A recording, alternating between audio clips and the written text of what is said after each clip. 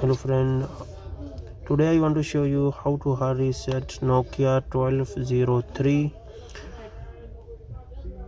You are first go to menu inside, you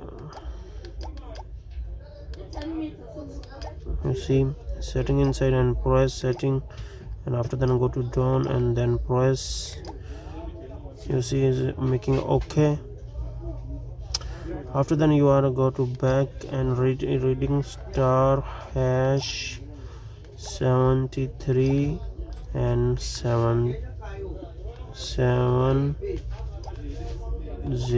and hash, press, and after then press this button, this menu button.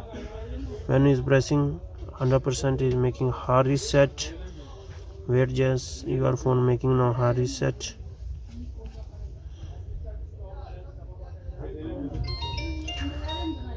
Also now making on, only just wait. You see your phone making hard reset. After then you have to go to tone, making select English and make it OK.